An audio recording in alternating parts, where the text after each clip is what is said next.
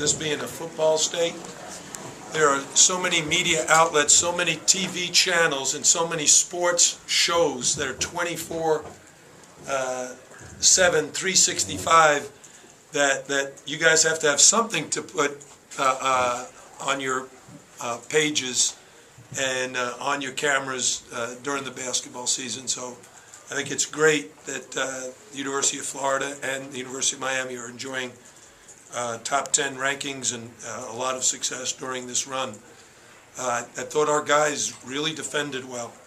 I was a little concerned at halftime because several of our big guys all were on the bench with 2 fouls, but we came out in the second half with lots of energy and we were able to build on our 10-point lead, got it up into the 20s, and we were able to sustain that. How good was it to see Ryan have a game like that for him? You know, Ryan's been playing progressively better and better. I know it's not noticeable to the average fan or even sports guy, but Ryan's been doing a good job for us. And if you notice, he was in the game against NC State the whole last 8 or 10 minutes. Now, one of the reasons is Trey McKinney-Jones has been nursing a little bit of a sore hip flexor or something, and he sprained his thumb yesterday, so it was good timing to have Ryan step up and play so well. But Trey was also very good. I thought his defense was really excellent tonight. Jim, this is uncharted territory for these guys. How are you keeping them on such an even keel and good effort every night? How's it happen? I have a great staff, and we have a senior-laden team, and those guys are very hungry. None of the guys on this team have been to the NCAA tournament. We're trying to put ourselves in position to get a bid.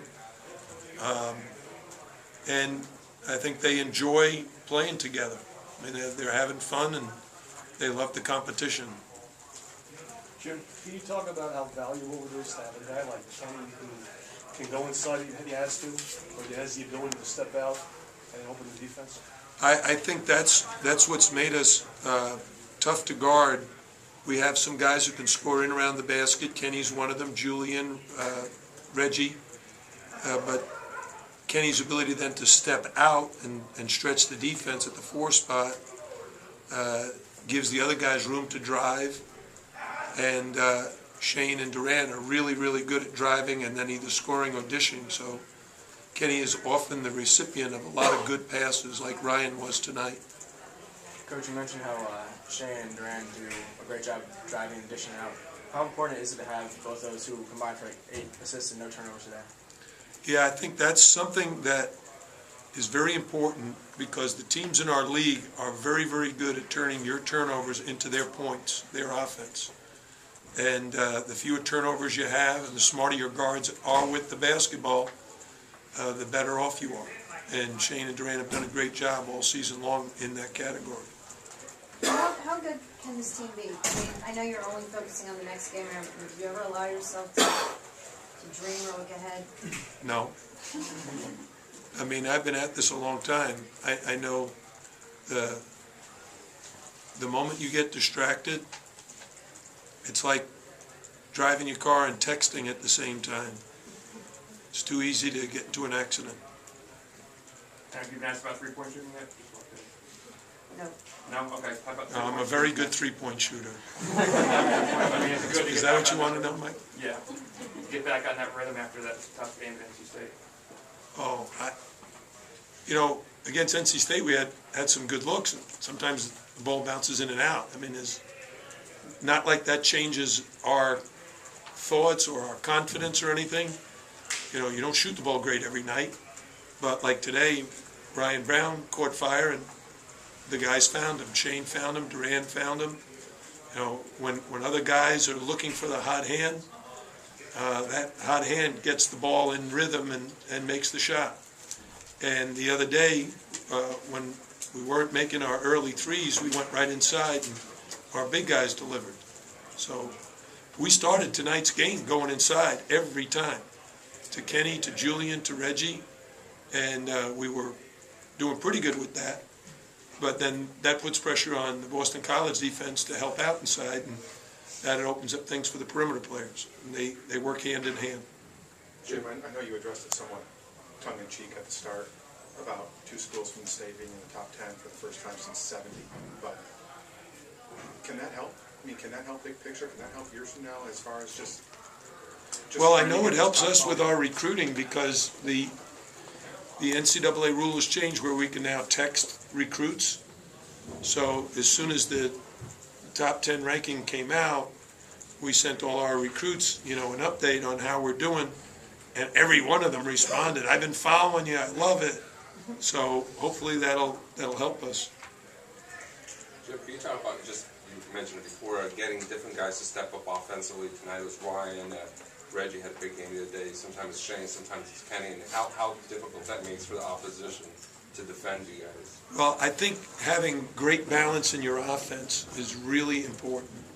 Sharing the ball is really important. And having enough weapons that the defense has to guard 5 guys out on the floor. Because as you saw tonight, when they start to help out inside, the three-point shot ends up appearing. When they're out there pressuring our guards, we're able to get the ball inside, and that guy can score. So having, as I said earlier, three post-up players who can all score with their back to the basket, and every one of our perimeter guys, Shane, Duran, Trey, and Ryan, are excellent three-point shooters. You add Kenny to that perimeter game, and you put pressure on the opponent's defense to, try to figure out how to defend us. Coach, can you compare this team to other teams you've coached in terms of the experience level, the seniors? Well, how that makes your job different or easier? Well, I never look at it as, easy. I look at it as I have a job to do, and the players have a job to do, and these players are doing their job extremely well on a daily basis. We really emphasize doing little things well, doing them consistently well day after day, and then the big things will take care of themselves. How does that, having the seniors, how does that? Well, they have the experience. They've been through these games before. They've played against top-level teams and individual players. And so when we talk, Coach Caputo is the guy who runs our scout team. He does a fantastic job. We call that group the Green Team. And the Green Team has done an absolutely amazing job of preparing us for the opponent. The other day, last week, we played Virginia Tech, and Virginia Tech has the leading scorer in the country in Eric Green. And Garius Adams, who's redshirting this year, he was Eric Green, and he was awesome. He was coming off of screens, burying shots, splitting double teams, scoring, and our players understood this is what Eric is like. And even though we understood it, he still scored 30 points. But the preparation was so good, it didn't surprise our guys. They knew, because, hey, if Garius can do this to us, probably Eric can do it to us. We just got to stay focused on doing what we can do to slow him down. And eventually, our defense in the last 10 minutes slowed them down and gave us the lead, and our offense was functioning on all cylinders. But that's the experience that they have and the confidence they have in each other. And you don't get that overnight. That's something that's developed during the course of the whole season. Coach, with Florida losing tonight, Miami's the last remaining team in a Big Six conference with an undefeated conference record. What does that mean to you or to the program? Really, it means we got to play North Carolina on Saturday. I don't pay attention to those numbers because they don't reflect what our job is. Our numbers are going to be, how did we do defensively tonight? So we played Boston College. They shot 37% from the field, 21% from three-point land, and we held them to 50% from the foul line. So that's really good free throw defense. But that's what we're focused on. Okay, what do we have to do defensively to guard these guys correctly?